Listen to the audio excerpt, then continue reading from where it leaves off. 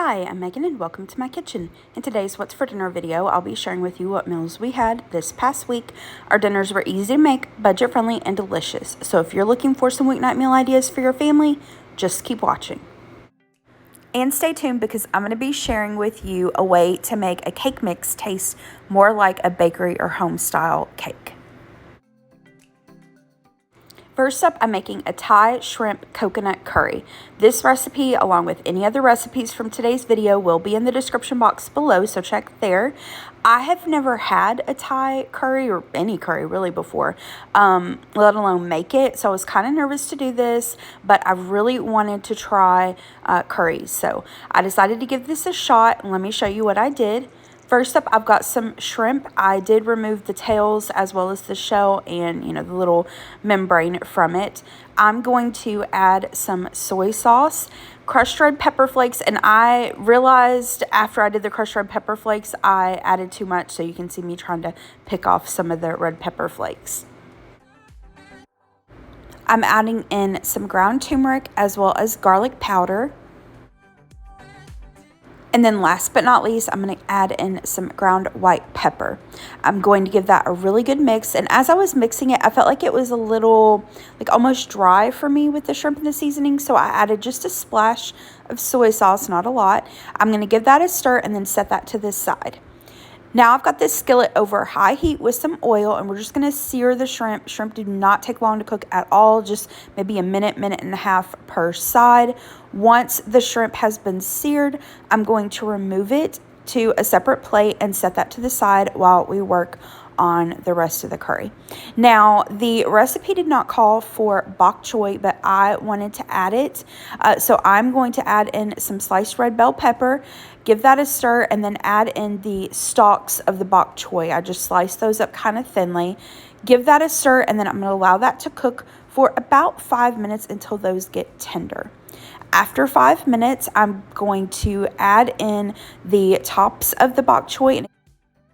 Now I'm going to add in the chopped shallots, minced garlic, and the ginger. Now you can, of course, mince up your own garlic, grate up your own ginger. I'm using this stuff in the jar and tube just to keep it easy. Give that a stir, and we're going to cook that for about 2 minutes. Next up, we're going to deglaze this with a little bit of chicken broth. I'm using water and some bouillon powder. You want to give that a stir and then simmer that for about 2 minutes. And you want to make sure you scrape up any of the little bits on the skillet. After 2 minutes, we're going to add in this red curry paste. I just found this at the regular grocery store. I can't remember if I found it at Walmart or Kroger, but just the regular grocery store in the Asian section. I'm going to give that red curry paste a little stir, and then we're going to add in the brown sugar. And off camera later on, I gave the sauce a taste, and I ended up adding about a tablespoon more of brown sugar, but that was just a taste. Now I'm going to add in the turmeric, cumin, ground coriander, white pepper. Then I'm going to add in the soy sauce and fish sauce, give that a stir, and cook it for 1 minute. Now, a quick note here, I don't remember if it was my last What's for Dinner video or the one before, but I'd made coconut rice, and I'd mentioned that the last few times I've made coconut rice, I've had problems with it taking a lot longer to cook and it really not really getting tender. And somebody mentioned and said you need to make sure you're using unsweetened coconut milk. And to be honest with you, I didn't even know that there was a difference. But when I looked back and looked at the coconut rice recipe, sure enough, it said make sure you use unsweetened. So take it from me, lesson learned, make sure you use unsweetened coconut milk. And again, just got this in the regular grocery store. So I'm going to add that in and then give it a stir. Bring it to a boil and simmer it for 5 minutes or until it starts to thicken. At this point, we're going to add some lime juice, sriracha, and then the recipe called for Thai basil. I didn't have any on hand, and I didn't want to buy just a little bit for this recipe, so I skipped it. I read online that you can substitute Thai basil for a mixture of regular Italian basil and mint, but I didn't have any mint on hand, so like I said, I just skipped it. So we're going to give that a stir and then allow that to cook just for about a minute. Now, here I'm going to use, these are some garnishes that the recipe suggested. I've got some fried onions, chopped cilantro, and green onions. Now we're going to add that shrimp back in and then cook that for just a minute. You don't need to cook it any longer. You're just warming that shrimp up. And yeah, we're ready to serve it up. Give it a taste. Adjust the seasonings to your taste. I'm going to serve this over some rice. This is just jasmine rice. I rinsed it in cold water until the water ran clear and cooked it up in the rice cooker. And then here are the plates. Laid down that rice, added the curry, added some of those fried onions, the cilantro, the green onions, and then I had some naan bread in my freezer. I just thawed it up, toasted it up, and this was delicious. Both Gary and I loved this. It was so good. It was so flavorful. I know it seemed like a lot of steps. I mean, it kind of was, but it wasn't hard at all. And if you have everything, sitting out on your counter, it takes maybe 30 minutes start to finish to put this together, and it was delicious. Now, I will say it had the perfect amount of heat for us. If it would have been any spicier, it would have been probably a little too spicy for us. So if you're sensitive to heat, you can cut back on the red curry paste a little bit and the sriracha, and then, you can always add more. But yeah, this was delicious. So, so good.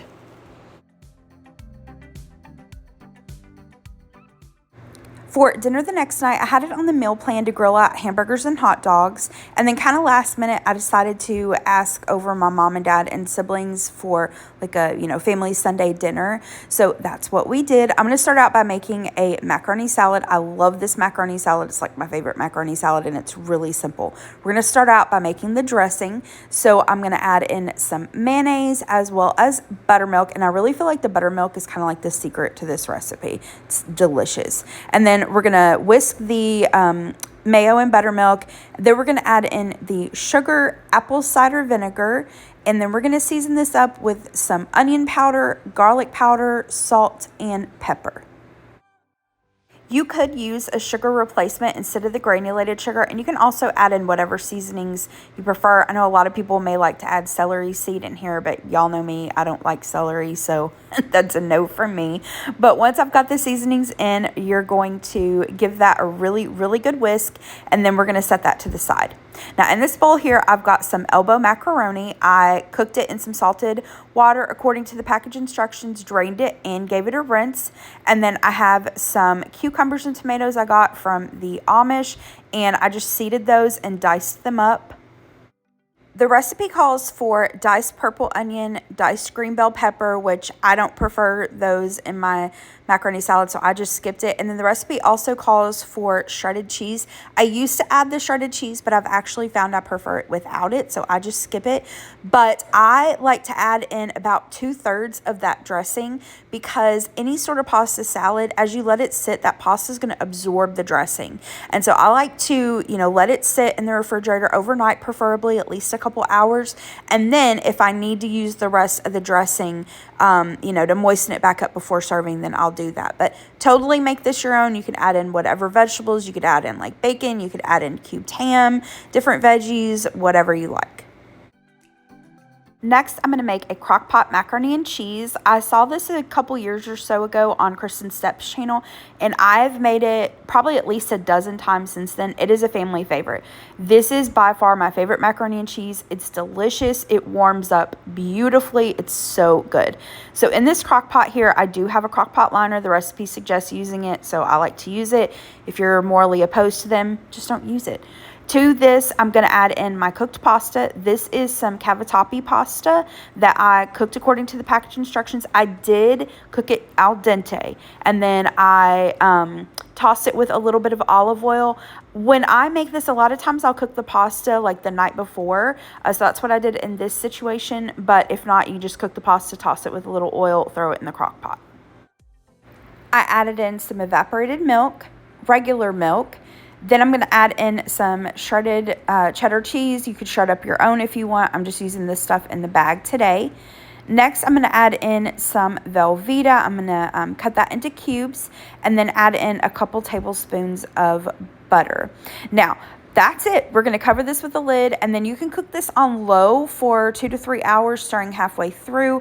What I like to do personally, I just found it works best for this particular crock pot I'm using here, is I cook it on high for an hour, give it a stir. This is what it looked like. As you can see, it's kind of a hot mess, and you might be like, what in the world is this? But just trust the process. Keep going. Because after the second hour, look at this. Creamy, dreamy, cheesy. This is so good. Now, I will make a couple notes about the recipe. One, I have the recipe, and as you can see, it makes quite a bit still. The second thing is the recipe does call for salt. I have never added the salt, and I feel like it does not need any salt at all. So if you're somebody, who is a little sensitive to salt, leave it out. You can always add more later. But like I said, this reheats beautifully. I highly recommend you give this recipe a try. All right, so here's our spread. We've got some buns. I grilled up some hamburgers and hot dogs, put barbecue sauce on some of them, and then put cheese on some of the burgers. We've got some tomatoes and cucumbers. I got these from the Amish, and man, oh man, were they amazingly delicious. We've got some lettuce, sliced onion. I got some corn on the cob when we were at the Amish market, and so I boiled it up. Usually just boil up in water. This time I tried a recipe. It'll be linked in the description box below for you, where you add milk, butter, sugar, salt to the water, and it was really good. We've got the macaroni salad we made earlier. Then at the Amish market, Gary picked out a can of 4-bean salad, and so I just served that up, made some deviled eggs. I've shared how I make those before. I'll link that video down below. And then we've got some watermelon and cantaloupe from the Amish. And you guys, this produce, like, I can't even. The watermelon and the cantaloupe was absolutely incredibly delicious. All right, here is a picture of my plate, or more accurately, my plates.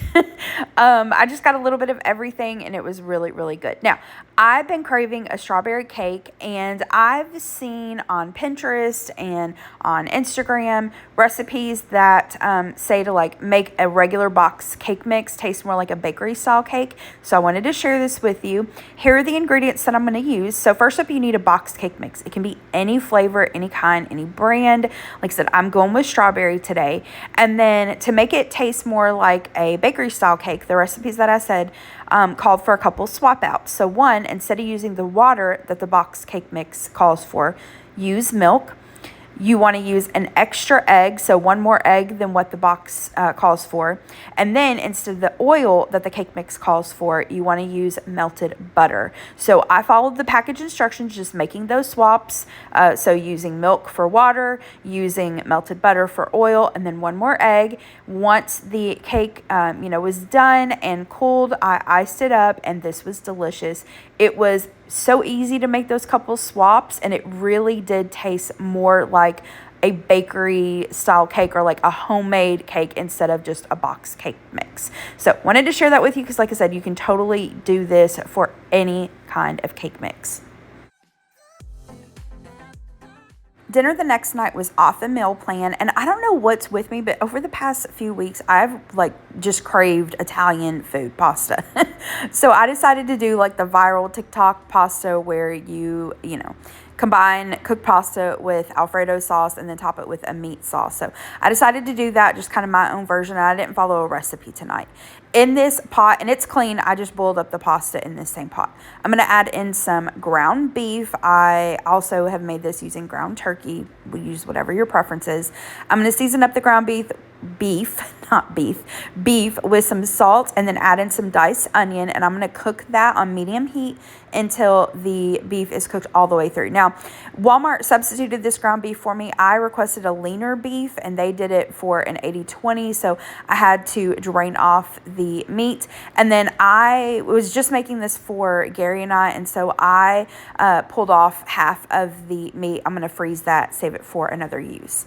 I'm going to add in a little bit of minced garlic, cook that for about a minute, and then add in pasta sauce. Use your favorite jar. I'm using the Rayo's. I did add a little water in there to get the rest of it out. I'm going to season this up with a little salt and pepper. Now, you can season this up any way you want. With the Rayo's marinara sauce, there's really just a few ingredients in here, so I'm going to doctor this up a little. I'm going to add in some Italian seasoning, garlic powder, and onion powder. And then I know this can be controversial, but there is no sugar at all in this Rayo's marinara, so I'm going to add in just a little bit of sugar to counteract the acidity in there. You're in your kitchen. If you don't want to add sugar, don't add it. Nobody's making you. I'm going to give that a stir and then allow that to simmer just while I assemble the rest of the dish. So in a bowl, I'm going to mix up my pasta and Alfredo sauce. I'm using thin whole wheat spaghetti. You use whatever pasta you want. And then for the Alfredo sauce, before when I've made this, I've shared how I make my homemade Alfredo sauce, which I will share below. Today, I decided I wanted to try this refrigerated pasta sauce. Ingredient-wise, it's the closest to homemade that I could find, and so I wanted to give it a try, and I actually really liked it. I felt like it was really, really close to a homemade Alfredo sauce. So once I've tossed the Alfredo and the pasta together, I'm going to put it into a greased baking dish. I'm using an aluminum foil pan tonight to keep it easy.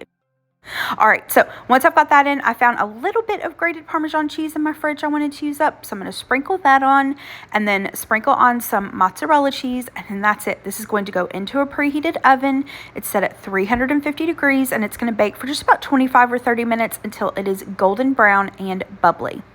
Here is a picture of my plate. Gary ate later than I did, and I forgot to get a picture of his plate, but it's the same thing as mine. I've got the pasta. I cooked up some garlic bread. This is just the Walmart brand Texas toast garlic bread. Baked it according to the package instructions, and then I've got some fresh veggies and ranch for dipping, and this is delicious. I mean, I've shared it before, but it's really good. It heats up well, and you know, just I halved I started to say halved a recipe, but I didn't really follow a recipe, but I use like, you know, a half a box of pasta, which would be half a recipe, and we had leftovers. So yeah, that was dinner this night. For dinner the next night, we just did leftovers. So I took some of the spaghetti from the night before, warmed it up, and then cooked a piece of garlic bread in the air fryer. Gary took some of the hot dogs and buns from our hamburgers and hot dogs night. He warmed those up, added some chili and cheese, and then for lunch that day, we went to KFC. We wanted their chicken sandwich. Gary got the coleslaw with his chicken sandwich, ended up not eating it, so he ate that along with his chili cheese dogs, and that was our dinner this night. For dinner the next night, I did shrimp fajitas. I'm going to start out by making a quick rice cooker Mexican rice. I'm doing this in the rice cooker. You could do this on top of the stove. So in this measuring cup here, I've got some tomato sauce and water. I'm going to add that to the rice cooker. Next, I'm going to add my rice. This is just jasmine rice. I rinsed it under cold water until the water ran clear. Now I'm going to add in some of this tomato bouillon powder, and again, the recipe will be in the description box below for you. I'm going to season this up with some garlic powder and onion powder. I'm going to add in a little bit of salt. I'm going to give that a stir, and then this is what I love about the rice cooker. I'm going to put a lid on this, plug it in, flip it down to cook, and it does it all by itself, and it'll flip over to warm when it's done. Once it flips over to warm, I like to unplug it and let it sit without removing the lid for about 10 minutes and then fluff it up with a fork. Next up, I'm making easy refried beans. I've shared this before on my channel. I think the first time was a few weeks ago. I saw it on Kent Rollins' Instagram, and I've actually made it 3 times since I saw it. These are really good. Gary normally doesn't love refried beans. He feels just like they're normally really kind of bland and like have the texture of baby food, and he loves these. So in this little cast iron skillet, I chopped up an onion. Kent's recipe says to cook it, I think, in butter. I use a little bit of bacon grease today. So once the onions were soft, we're going to take a can of pinto beans, and you do want to drain them. I added the pinto beans, mashed them up with a potato masher, and you can mash them as little or as much as you want to get whatever texture you want.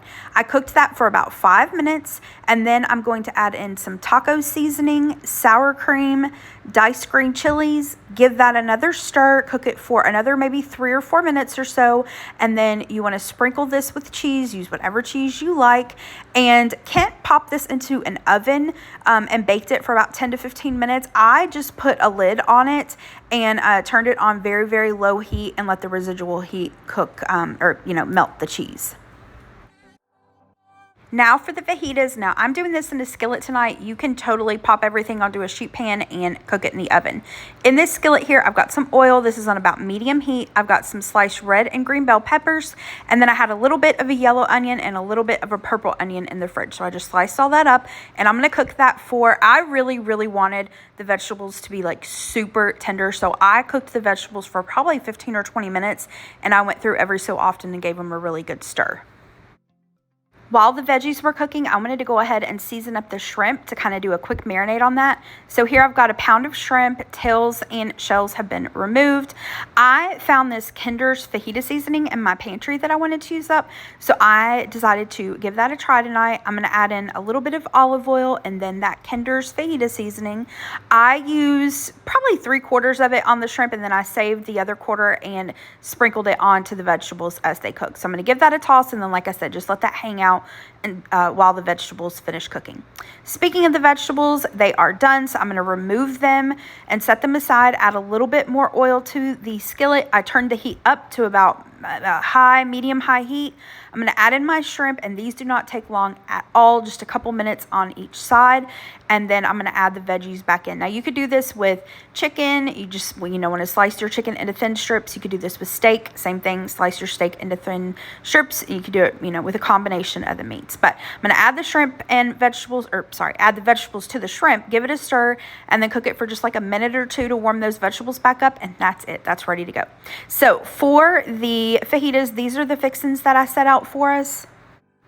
I've got sour cream, and then I think it was last week when I did the mahi mahi tacos, I'd made a chipotle crema, so that's what's in this clear container with the black lid.